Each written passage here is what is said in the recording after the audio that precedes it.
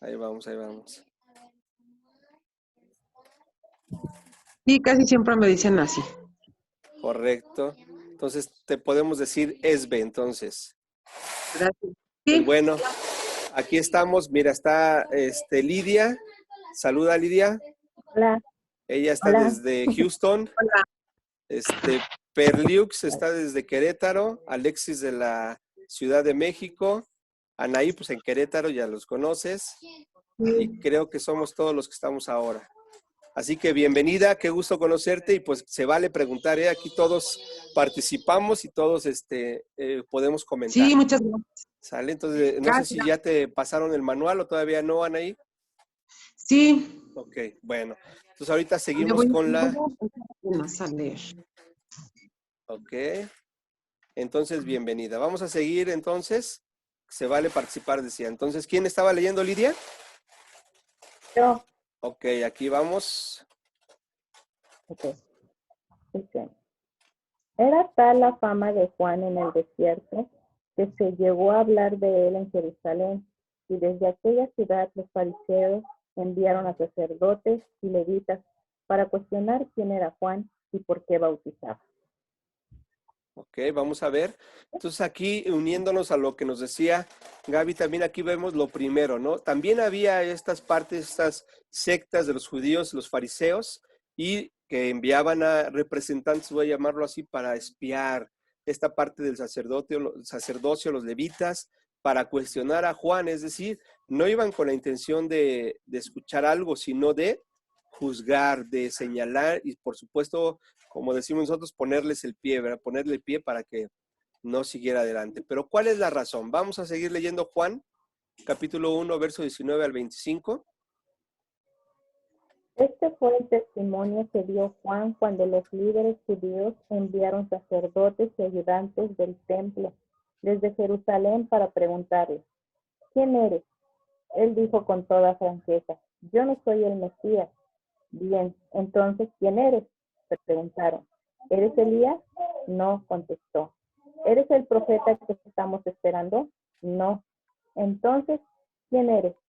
Necesitamos alguna respuesta para los que nos enviaron. ¿Qué puedes decirnos de ti mismo? Juan contestó con las palabras del profeta Isaías. Soy una voz que clama en el desierto. Abran camino para la llegada del Señor. Entonces los fariseos que habían sido enviados le preguntaron, si no eres el Mesías, ni Elías, ni el profeta, ¿con qué derecho bautizas? Ok, entonces nos enfrentamos ya de lleno a este testimonio de Juan. Primero, estos líderes judíos enviaron estas personas. ¿Para qué lo enviaron? Vamos a poner un ejemplo ahorita.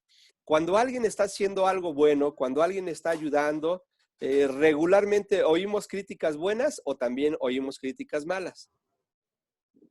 De las dos, ¿no? De las dos, y sin embargo, uno pensaría por qué las malas sí están haciendo algo bueno. Aquí podemos notar algo más. Cuando Juan estaba predicando, hablando de este Mesías que iba a venir, por supuesto la gente no estaba en el templo, ¿se dan cuenta? Se le estaban saboteando su negocio, nuevamente otra característica. Si no están ahí, no hay dinero, no está entrando y por tanto están juzgando.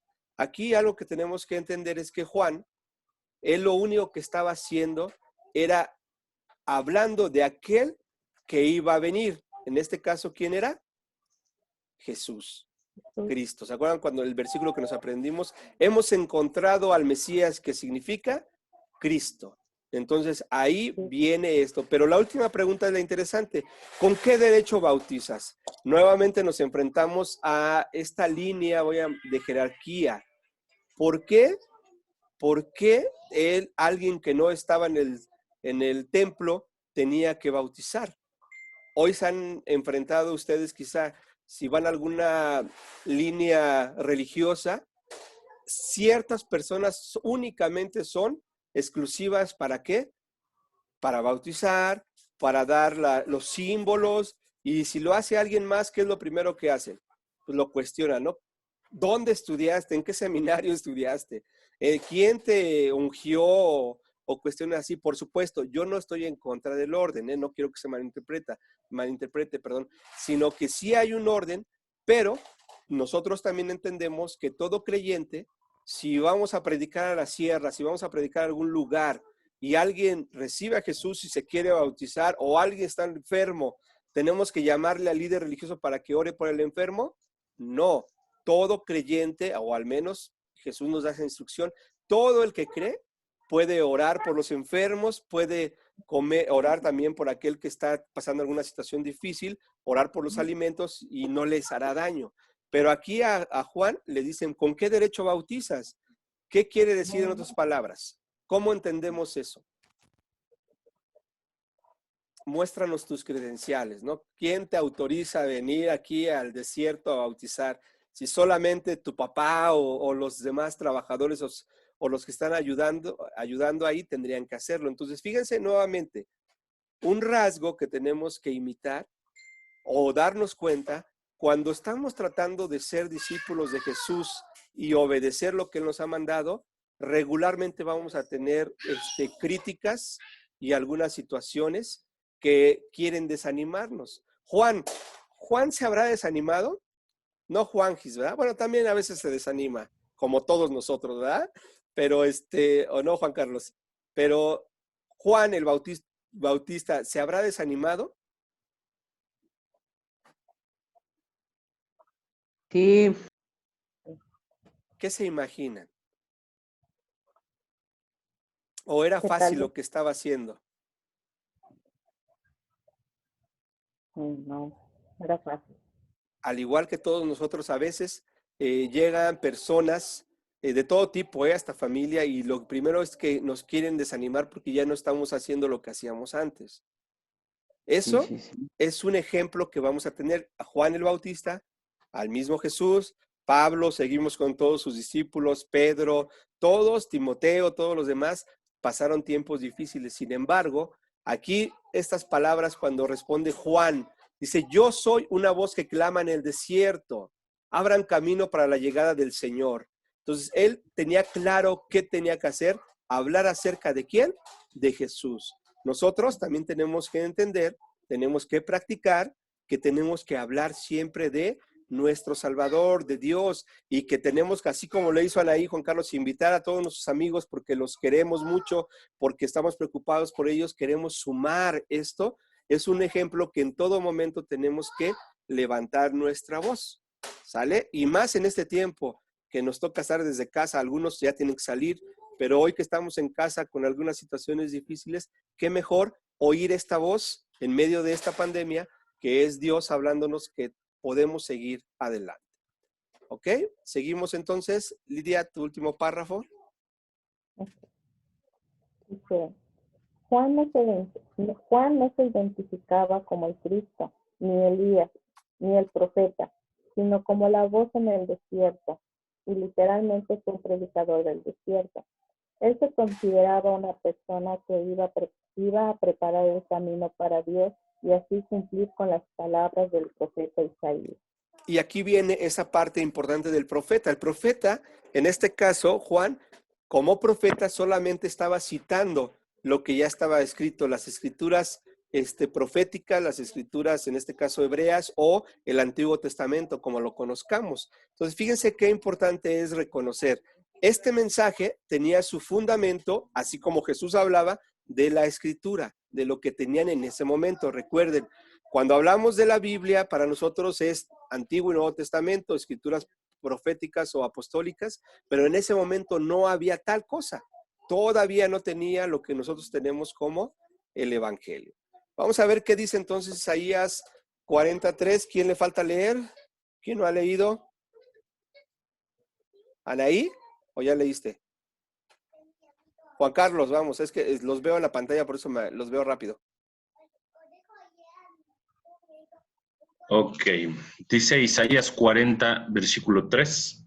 Escuchen, es la voz de alguien que clama. Abran camino a través del desierto para el Señor. Hagan una carretera derecha a través de la tierra baldía para nuestro Dios. Entonces, nuevamente, ¿con qué empieza Isaías, el profeta Isaías? Escuchen. es algo que nos cuesta trabajo. A veces oímos el ruido, oímos todo lo que está a nuestro alrededor, pero escuchar es prestar atención a eso, a ese mensaje. Y aquí lo único que está poniendo como camino es que ya viene, ya viene.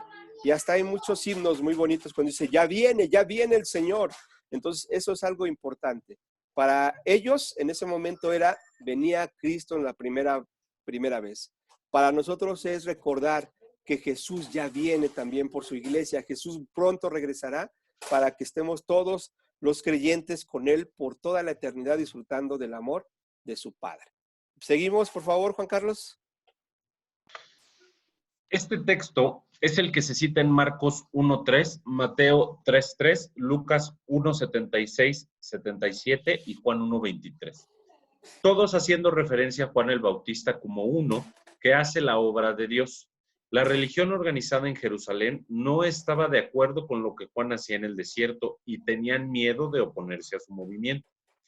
Cuando llegó Jesús a estar entre ellos, cuestionaron también su autoridad, como habían cuestionado la de Juan al estar bautizado. Exacto. Entonces, fíjense bien, es casi una regla o por experiencia que siempre va a haber quienes cuestionen lo que se está haciendo. Miren, les voy a recomendar una película, no sé la verdad, yo creo que sí está, pero en YouTube se llama A Medias Tintas.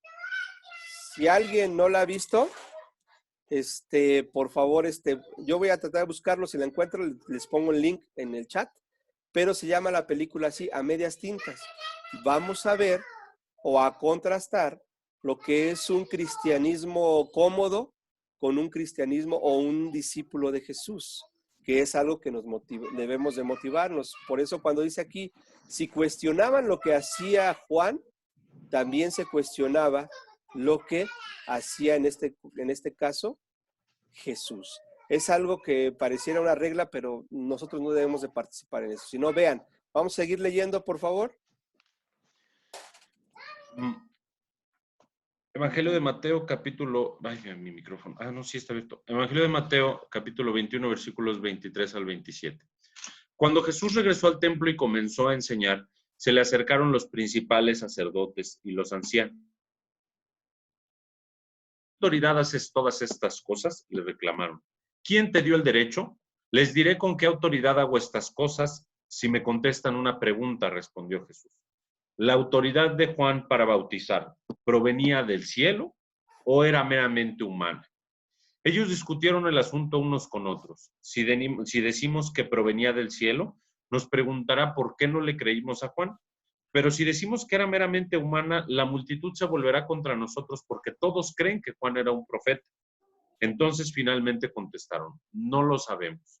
Y Jesús respondió, entonces yo tampoco les diré con qué autoridad hago estas cosas. Y miren, este versículo hasta me causa un poco de risa en el sentido que debemos de aprender mucho de Jesús, ¿verdad? Y esta frase que termina, tampoco les diré con qué autoridad yo hago las cosas, porque nosotros somos muy dados a enfrascarnos en la pelea, ¿no? ¿Quién tiene la razón siempre? Yo siempre. Y aquí simplemente Jesús les da la pregunta, pero como no responden, Él también dice, bueno, pues tampoco les voy a responder, no estoy obligado. Sin embargo, aquí tenemos que sacar dos cosas. Uno, ¿a Jesús también le cuestionaron, le reclamaron, dice el texto? Sí. Ustedes y yo, todos juntos, vamos a hacer muchas cosas que Dios nos está diciendo. Aún romper esa ¿cómo es? Costumbre, porque no, ni siquiera es de parte de Dios, a veces son costumbres que tenemos, pero lo que nos debe de marcar es el amor.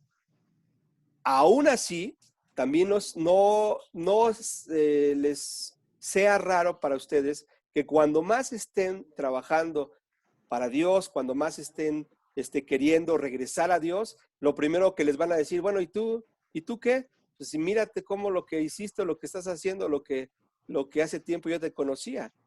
Siempre viene ese reclamo. ¿Te ha pasado a ti, Juan Carlos? Sí, siempre hay oposición y a veces es complicado ver que la oposición más firme puede ser la más cercana.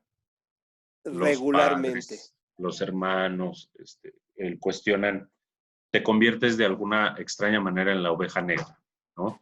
Como no Claro, sigues la costumbre, la religión, la línea de conflicto y decides apartarte de ciertos hábitos para vivir otra clase de vida, pareciera ser que la gente alrededor, inclusive quienes te aman, porque sí te aman, ellos claro, piensan que claro. están actuando correctamente, son los que te jalan y te regresan a ese tipo de vida, ¿no? Por reafirmar a veces también lo que ellos creen, ¿no? Así es. Y eso que dice Juan Carlos es cierto. Miren, cada uno de nosotros hemos tenido un cambio. Bueno, ¿por qué? Porque hemos encontrado, como ya leímos el texto, hemos encontrado al Mesías y cuando encontramos al Mesías, por supuesto, nuestra vida debe de ser distinto. No quiere decir con eso de que sea perfecto, que no fallemos, que no pequemos, pero hoy tenemos la garantía que Dios, a través de Jesús, nos perdona y que nos motiva a, si nos caemos, levantarnos, si pecamos, mejorar. Todo eso es algo que es natural para el ser humano, pero lo que no se vale es dar marcha atrás. Eso yo creo que es algo muy importante. Cuando Juan el Bautista siguió adelante, tanto su caminar fue hacia adelante que sufrió lo que los verdaderos profetas siempre han sufrido, la vida. Y a él pues simplemente lo decapitaron, ¿verdad? Le cortaron la cabeza por seguir esa línea de proclamar ese mensaje de Dios. Pero bueno, muy bien, seguimos. Okay. Dice, lo fascinante de la pregunta de Jesús es que en ella encontramos la respuesta a la pregunta de los principales sacerdotes, puesto que si hubiesen confesado que el bautismo de Juan viene de Dios, entonces Jesús hubiera podido afirmar que él también enseñaba bajo la autoridad de Dios. Ellos no estaban dispuestos a confesarlo y por eso Jesús no contestó su pregunta. El testimonio de Lucas demuestra que Juan fue un hombre histórico, criado en el desierto, Lucas 1:80, y que salió a predicar y a bautizar después de haber recibido instrucción de Dios. Excelente. Y fíjense esta parte, instrucción de Dios. ¿Cómo nos vamos a dar cuenta cuando es una instrucción de Dios? Entre más estemos buscando su dirección, entre más estemos leyendo, como ya dijimos, orando, sirviendo, tantas cosas, es más fácil. No es la única, también debo declarar, pero es la más fácil o más visible que recibir la instrucción de Dios. Entonces, ¿Juan recibió la instrucción de Dios? Sí, y vean, vamos a ver qué dice Lucas 3. Lucas 3, 2b, 3. Un mensaje de Dios llegó a Juan, hijo de Zacarías, que vivía en el desierto. Entonces Juan fue de un lugar a otro, por ambos lados del río Jordán, predicando que la gente debía ser bautizada para demostrar que se había arrepentido de sus pecados y vuelto a Dios para ser perdonado. Fíjense qué interesante aquí. Un mensajero de Dios llegó a Juan. Es decir, no se le ocurrió a Juan algo, ahora sí que como decimos aquí en México, no se la sacó de la manga la carta o algo para decir, ¿sabes qué? Yo tengo que hacer así. Él estaba en una constante comunión con Dios y aquí le da el mensaje que tenía que ir y predicar, por supuesto, para que volviera. El mensaje que Juan decía siempre fue: vuelvan a Dios, arrepiéntase de sus malos caminos, de sus pecados y regresen a Dios. Y el acto visible, aquí sí es visible, del que lo habían hecho era el bautismo. Eso es algo muy importante. De hecho, la lección es eso, ¿verdad? Ya nos vamos acercando. Seguimos, por favor. Si hay dudas, ya saben, en cualquier momento o comentarios, bienvenidos. Ahora que conocemos a Juan, es importante entender por qué fue enviado a bautizar y de qué se trata esto del bautismo. Empecemos con las propias palabras de Juan que se escribieron en los 4 testimonios del Evangelio. Ok, vamos. Ahora, ¿quién falta leer? Alexis.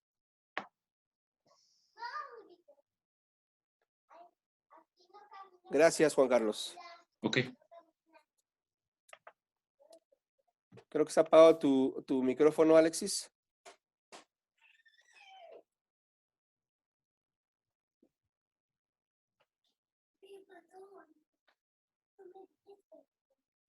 No te escuchamos.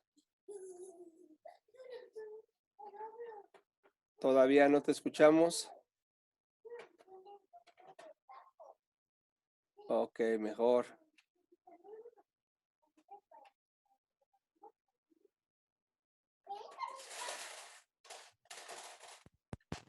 ¿Ya me escucha? Ya estamos. ¿Ya? ¿Sí? Juan 1, 26, 28. Juan les dijo, yo bautizo con agua, pero aquí mismo en medio de la multitud hay alguien quien ustedes no reconocen, aunque su servicio viene después del mío. Yo ni siquiera soy digno de ser su esclavo ni desatar las correas de sus sandalias. Ese encuentro ocurrió en Betania, una región situada al oriente del río Jordán, donde Juan estaba bautizando. Entonces, ahora sí, ya entramos, retomamos el comentario que nos hizo Gaby.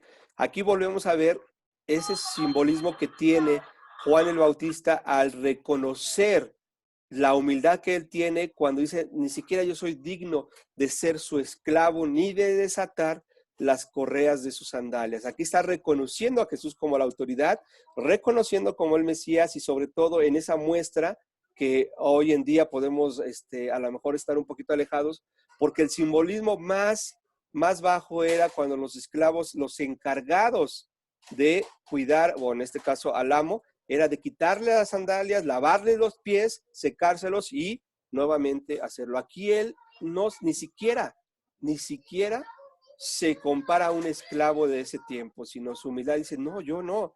Siguiente versículo, vamos a ver también, por favor. Mateo 3:11. Yo bautizo con agua a los que se arrepienten de sus pecados y vuelven a Dios. Pero cuando viene alguien que es superior a mí, tan superior que ni siquiera soy digno de ser su esclavo y lavarle las sandalias, él los bautiza con el Espíritu Santo y con fuego. Llevarle las sandalias, ¿no? Luego, nuevamente en esta línea. ¿Te faltó sí, Lucas llevar. 3:16? Ay, perdón. Lucas 3:16. Juan contestó a sus preguntas diciendo, yo los bautizo con agua, pero pronto viene alguien que es superior a mí, tan superior que ni siquiera soy digno de ser su esclavo y desatarle las correas de sus sandalias, y los bautizará con el Espíritu Santo y con fuego. Entonces, fíjense, terminamos con Marcos 1 para este testimonio de los 4. Marcos 1, 7, 8. Juan anunciaba, pronto viene alguien que es superior a mí, tan superior que ni siquiera soy digno de inclinarme como un esclavo y desatarle las correas de sus sandalias. Yo los bautizo con agua, pero él los bautizará con el Espíritu Santo. Ok, entonces fíjense bien, cómo en estos 4 testimonios lo que vemos es la humildad de Juan, reconociendo que es superior Jesús y que nos lleva precisamente a reconocer que Jesús lo que nos está dando o lo que nos sigue dando es el amor para reconocerlo como nuestro Señor. Y miren lo que dice, ahora sí, seguimos, leemos. Leemos que el bautismo de Juan se hace después de la predicación. Él decía que había que arrepentirse ya que venía uno después de él, que bautizaría con el Espíritu Santo, en otras palabras, del reino de Dios. Estaba cerca. Los días en que Dios se intercedería de una forma especial estaban por cumplirse. Los escribas estaban esperando la llegada de Elías como señal de que se acercaban los últimos días, los días de que Dios iba a establecer su reino, por lo que había escrito la profecía de Malaquías. Lo que había escrito el profeta Malaquías. Entonces, fíjense bien, nuevamente, todo lo que estamos leyendo está apuntando hacia el Mesías, hacia lo que tenemos que hacer. Y aquí, por supuesto, vamos a leer primero Malaquías. ¿Qué dice Malaquías 3:1a? Malaquías 3:1a. Miren, yo envío a mi mensajero y él preparará el camino delante de mí. Y 4:5. Malaquías 4:5. Mire, les envió el profeta Elías de que llegue el gran y el terrible día del Señor. Ok, entonces esto estamos llevando precisamente a lo que decía aquí. Cuando nosotros, los últimos días, el reino de Dios estaba cerca, se refería a esa primera parte, que Jesús tendría que venir como el Mesías sufriente primero, no como el guerrero que muchos estaban esperando. Entonces aquí lo importante es reconocer que todos y cada uno de nosotros tenemos que estar listos para la venida del Mesías, para nosotros la segunda venida de Jesús, para lo que se le conoce como el rapto, llevarnos siempre, siempre con Él. Entonces, vamos a seguir leyendo este párrafo último, Alexis.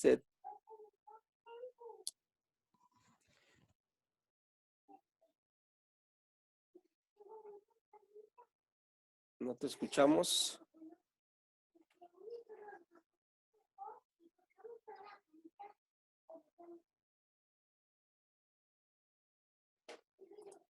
Juan, si era Elías, su respuesta fue negativa. Quizás respondió de esta manera porque algunos esperaban a él mismo Elías o a uno reencarnado. Juan no se llamaba Elías ni tampoco era un Elías reencarnado. Por eso dijo que no. A su padre le habían dicho que Juan iba a tener el espíritu de Elías, Lucas 1:17, y en ese sentido espiritual lo entendió Jesús. Así es. Y vamos a ver entonces Mateo 17, 10 al 13. Lidia, ¿nos ayudas, por favor? ¿O ya leíste? Ya leí. Ok, ¿quién nos falta leer? ¿Esbe? Ajá, yo tengo una duda. ¿A quién? Yo tengo una duda. Adelante, adelante. Espero como no salirme mucho del contexto, pero por ejemplo, nos dice repetidas ocasiones que nosotros tenemos que estar arrepentidos, ¿no? Uh-huh. Entonces, ¿qué pasa si yo sé que hice, por ejemplo, que hice algo negativo y no siento arrepentimiento? ¿Cómo puedo sentir ese arrepentimiento? Ok, muy bien, muy buena pregunta. A ver quién nos ayuda a responderla. Ya vimos esa parte. Les voy a ayudar un poquito cuando leíamos que toda la escritura es inspirada por Dios y útil para ¿qué? ¿Se acuerdan? Pues es la palabra de Dios y eso nos ayuda primero a conocerle para saber cuál es su carácter, qué es lo que Él quiere formar en nuestro carácter también. Y en ese sentido, entre más le conocemos, también podemos conocernos a nosotros mismos y entonces sí, compararnos con la figura de Jesús, ya que nos ha dicho y que es verdad, qué es lo bueno, saber qué es lo que estamos haciendo mal. Correcto. Fíjense bien. ¿Alguien más antes de irnos al texto para aclararlo? ¿No? Bueno, me voy a regresar un poquito, Esbe. No te preocupes, no nos salimos del tema. Precisamente siempre hay, ¿cómo se llama? Preguntas de este tipo y es para ayudarnos. Es interesante la pregunta para todos porque vamos a ver, miren, ¿cómo nos podemos dar cuenta de lo que está mal cuando conocemos lo que está bien? ¿De acuerdo, Esbe? Entonces, no puedo, antes yo no me puedo dar cuenta que estoy haciendo mal si no conozco lo que es correcto. Y aquí, miren, me voy a regresar a esta parte. Dice, toda la escritura, voy a leer esto para que no vayamos, toda la escritura es inspirada por Dios y es útil para enseñarnos lo que es verdad. Entonces, ¿cómo nos vamos a dar cuenta? Primero debemos de conocer qué es lo verdadero, qué es lo que es bueno para nosotros. Antes no podemos hacerlo. Y esto nos va a ayudar para hacernos, siguiente parte, para hacernos ver lo que está mal en nuestra vida. Entonces, si, como tú bien dices, si yo hago algo incorrecto, voy a adelantarme todavía, si voy en contra de lo que Dios quiere para mí, yo no puedo darme cuenta si no sé qué es lo que es bueno para mí. ¿Sale? Segundo, cuando nos damos cuenta, primero conocemos la verdad. Al conocer la verdad, nos damos cuenta de lo que está mal en nuestra vida. Y después nos corrige cuando estamos equivocados. Aquí el problema es que a veces no nos gusta la corrección. Yo puedo decir, bueno, es que no está mal esto. Yo considero que es bueno. Sin embargo, estamos en un ámbito todavía de lo vamos a llamarlo terrenal. No es la palabra, sino lo que hemos vivido nosotros, nuestra experiencia. Cuando leemos la Biblia, que es lo que estamos haciendo, tratando de interpretarla como Jesús lo hacía, es para darnos cuenta en qué estamos equivocados. Y Dios nos dice, nos da la solución, cómo nos corregimos. Aquí el problema es que a veces, aunque sepamos que está mal, nos gusta y seguimos haciéndolo. Ese sería uno, ¿no? Y terminamos esta parte. Nos enseña a hacer lo correcto. Hay muchas cosas que aunque nosotros digamos que hacemos daño a las demás personas, siempre lo que nos identifica es hacer lo correcto. A veces nos cuesta trabajo y tenemos que ser muy honestos. A veces no hacemos lo correcto. ¿Cómo nos damos cuenta? Solamente cuando conocemos la verdad. Un ejemplo que me gusta poner siempre es, por ejemplo, los médicos. Cuando uno va al médico, y creo que puse este ejemplo en esta clase que mi esposa muchas veces me ayuda en eso, dice, cuando uno está enfermo de un oído, ustedes van al médico y ¿qué es lo primero que les revisan? ¿El oído bueno o el oído malo? Los ambos. Pero El malo. El primero malo, ¿no? el bueno. ¿Por ¿El qué? bueno? Ok. Sí, claro, lo Para primerito que tener va a el checar parámetro. para tener ese parámetro y compararlo. Sí. Si alguien, el médico checa primero lo malo del oído, pues primero por regla, claro, la experiencia puede ganar y ya tiene esto, pero lo primero en este ejemplo es checa el oído bueno para compararlo y ver cómo está el malo. Y de ahí puede dar un tratamiento, el diagnóstico y un tratamiento. Con Dios es lo mismo, es de cuando nosotros estamos cometiendo pecados, cosas que yo me voy a ir todavía más allá, cosas que nos hacen daño, nos autodestruyen y destruimos a los demás, por supuesto, nos damos cuenta inmediatamente que algo está mal, aunque no queramos reconocerlo. El problema es que no tenemos un parámetro. Ese parámetro hoy lo estamos aprendiendo que es a través de la Biblia, de la palabra de Dios. Sí. Ok. Entonces, ahí sería una de las cuestiones la clave, ¿no? Mucha gente va a decir, no, yo estoy bien, tú eres un santurrón. No es cierto. De hecho, hoy nos podemos dar cuenta. Eh, ¿Cuántas veces cuando cambiamos nosotros, lo primero que nos dicen, ay, ¿por qué haces eso? Ya te cambiaste de religión o ya eres un santo. Empiezan con ese tipo de comentarios. Ya se dieron cuenta que no estamos haciendo lo que los demás hacen. Y ahí ya empieza el trabajo que estamos viendo ahorita. No sé si más o menos o la hacemos más No, grande la duda. no, me quedó muy clara. Nada más, mi última pregunta sería si forzosamente tengo que sentir dolor para saber que estoy arrepentido o simplemente es tener conciencia. Son dos cuestiones también. Muy, muy buena pregunta y nos ayuda a todos, chicos. Fíjense bien. A veces voy a tomarlo de esta manera. Cuando Dios envió a su Hijo Jesús a la cruz del Calvario a morir, ¿Dios le dolió que maltrataron a su hijo, que le dijeron tantas cosas y todavía lo llevaron a la muerte? ¿Sí le dolió? Sí, yo creo que sí. Pero Dios no se tenía por qué arrepentirse, ¿verdad? Él no estaba No. haciendo nada malo. Sin embargo, a lo que voy, el dolor muchas veces es consecuencia del amor, es decir, cuando nosotros, en este dolor, claro, no estoy hablando del físico, ¿eh? Cuando nos cortamos o nos pegamos, que de por sí es doloroso, sino cuando nos damos cuenta de una mala acción, por supuesto nos duele porque estamos atentando en contra de la otra persona y de nosotros mismos. Puede haber mucha gente que tenga más remordimiento que arrepentimiento. Esa es la gran diferencia. Cuando hay dolor no tan sano, es un remordimiento, regularmente no está siendo provocado por el amor de Dios. Es decir, cuando yo me doy cuenta que Dios me ama tanto a pesar de cómo soy, de lo que he fallado, y cuando conozco la verdad y me doy cuenta que estoy mal, ese es un dolor que no se puede explicar, solamente se vive, y cada uno de nosotros quizá lo hemos experimentado, que nos lleva a decirle, Señor, la regué, ayúdame. O sea, el amor es el que provoca el arrepentimiento, no el dolor.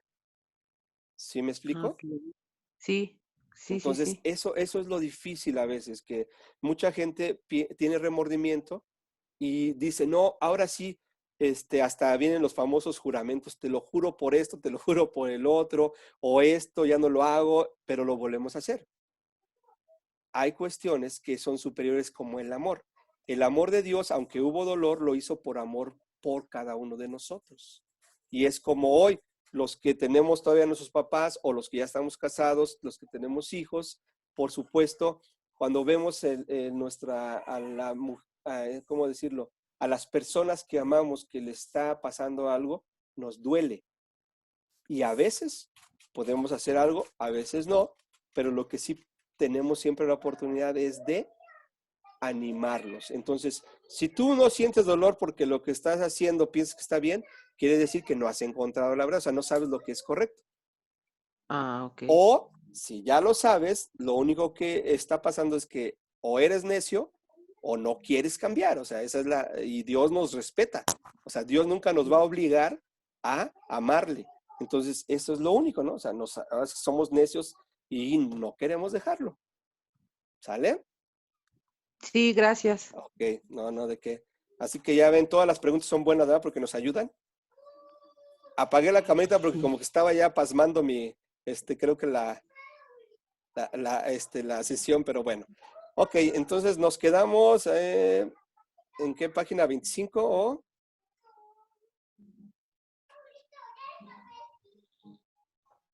Sí, ¿verdad? Hasta aquí nos quedamos.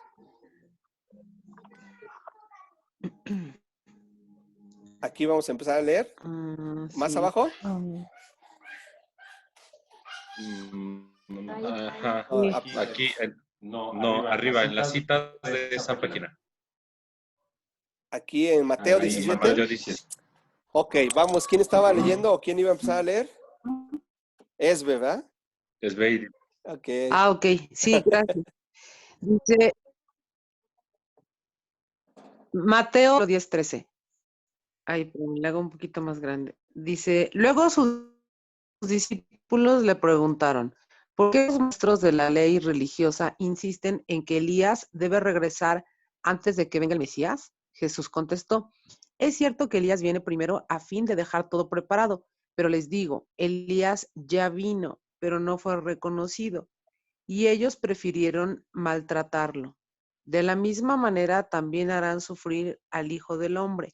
Entonces los discípulos se dieron cuenta de que hablaba de Juan el Bautista. Ok, nuevamente tenemos esta parte de el maltrato, de sufrir, ¿verdad? O sea, casi todos los que predican, todos los que hablan, también nosotros que seguimos, queremos obedecerle, vamos a sufrir de esta manera.